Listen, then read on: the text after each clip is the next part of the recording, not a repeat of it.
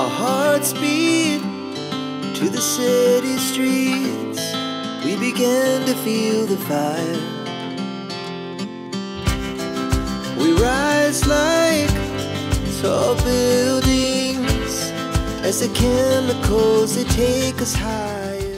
কেমন আছো বন্ধুরা? Welcome to my world. আজকে সকাল সকাল ঘুম থেকে উঠেই বেরিয়ে পড়েছিলাম আমার সাইকেলটিকে নিয়ে, আর সেখানে ঘুরতে ঘুরতে অনেকটাই দেরি হয়ে গেছে। তারপরে আমি চলে গেছিলাম আমার সবথেকে প্রিয় একটি জায়গা। এই রাস্তাটা কিন্তু আমার কাছে অনেক প্রিয়, তার কারণ এই রাস্তাটা দিয়ে সোজা চলে গেলে আমি একদম নদীতে পৌঁছে যাই, আর আমার কাছে নদী খুবই প্রিয়। আর দেখো, এখন কিন্তু আলুর সিজন চলছে, আর আলুকে ওঠানোর জন্য কিন্তু সবাই মাঠে এখন এই ভর দুপুরবেলায় আছে। যদিও আমার সাইকেলটার ঝুড়িটা একটু বেঁকে গেছে। যাই হোক, রাস্তাটা একটু কাদা কাদাই ছিল, কারণ বৃষ্টি হয়েছিল আগের দিন রাতে। দেখো, আমি যে বললাম যে সোজা নদীতে পৌঁছে যাওয়া যায়, ঠিক আমরা পৌঁছে গেলাম নদীতে। আর এখানে নদীটা অনেক বড়। যখন বর্ষার সময় আসে তখন এপার ওপার একদম জলময় হয়ে যায়, মানে সারা নদীটা যেন জল থই থই করে। সত্যি, তখন কিন্তু দেখার আনন্দটাও আলাদা হয়।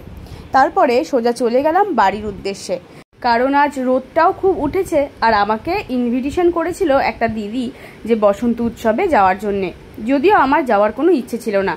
গিয়ে অনেক বন্ধুদের সাথে দেখা হয়ে গেল। আমি আবির খেলবো না বলে পণ করেছিলাম, কিন্তু এদের জন্য আমাকে একটু হলেও আবির খেলতেই হলো। যদিও বা আমি কাউকে আবির লাগাইনি, আমার হাতে আবিরের একটা ছোঁয়াও লাগেনি, কিন্তু আমার গালে অনেকটা আবির লেগেছিল। তারপর সবার সাথে অনেক গল্পগুজব করলাম, কারণ বিগত প্রায় 3-4 মাস পর সবার সাথে দেখা। তারপর এখানকার বসন্ত উৎসবটাকে একটু উপভোগ করলাম। যদিও আমি খুব একটা নাচতে পারিনি, কারণ ইচ্ছে করছিল না এই গরমের মধ্যে। আর বসন্ত উৎসব মানেই একটা ভিড়ভাট্টা আর একটা হই হই ব্যাপার। এই সব কিছু মিলিয়ে আমার কেন এবারের বসন্ত উৎসবটা উপভোগ করার মতন ইচ্ছেও ছিল না। যাই হোক, অনেক পরে নন্দিনীও চলে আসলো। নন্দিনীর সাথে কিছুটা সময় কাটালাম, এবং আরও কয়েকটা বন্ধু বান্ধবও আসছিল। তারপরে সবাই মিলে দাঁড়িয়ে দাঁড়িয়ে একটু নাচ দেখে নিলাম।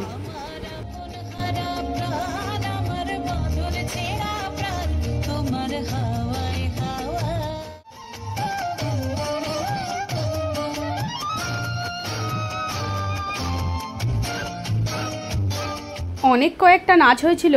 আর এখানে সিটিম গ্রাউন্ডে এই প্রোগ্রামটা কিন্তু প্রত্যেক বছর ছোট থেকে আরও বড় করছে। এবারের প্রোগ্রামটা কিন্তু অনেকটা বড় আয়োজন হয়েছিল। সিটিম মাঠে সব দাদারা মিলে করেছিল। কয়েকজনকে আমি চিনি পার্সোনালি, আর সবাইকে তো চিনি না। যাই হোক, সবার নামটাও বলতে পারলাম না। আর সত্যি এখানের যে মজা আনন্দটা, সেটা কিন্তু দেখে বুঝতেই পারছো যে কতটা আনন্দ হয়েছিল। মানে আমাদের সমস্ত ইয়াং জেনারেশন যেন এই মাথাভাঙার সিটিম মাঠে যেন ঢলে পড়েছিল। সত্যি আমার ভালোই লাগছিল, কিন্তু ব্লগটা মনের মতন করতে পারছিলাম না, কারণ এখানে এতটাই গান বাজনা হচ্ছিল। আর এই সব যদি আমি আমার ব্লগে দিই, কপিরাইট খাবো, সেটা তো জানা কথা। তার জন্য আর কপিরাইট খাওয়ার ভয় থেকে এড়ানোর জন্য ব্লগটা আমি সুষ্ঠুভাবে করে উঠতে পারিনি। যাই হোক, যেটুকুনি করেছি তোমাদের সাথে শেয়ার করলাম। এরপরে নন্দিনীর আবদারে আমি একটা ছোট্ট ভিডিও ক্লিপ নিয়ে নিলাম।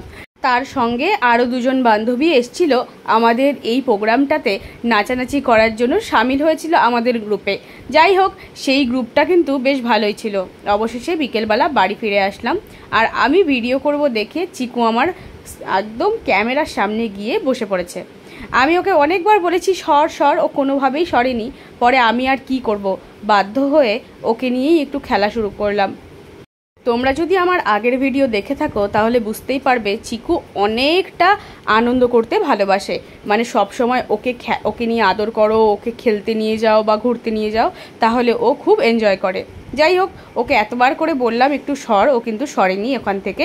যার কারণে বাধ্য হয়ে আমি আমার স্কেটবোর্ড চালানোর প্র্যাকটিসটা এখানেই বন্ধ করে দিয়েছি।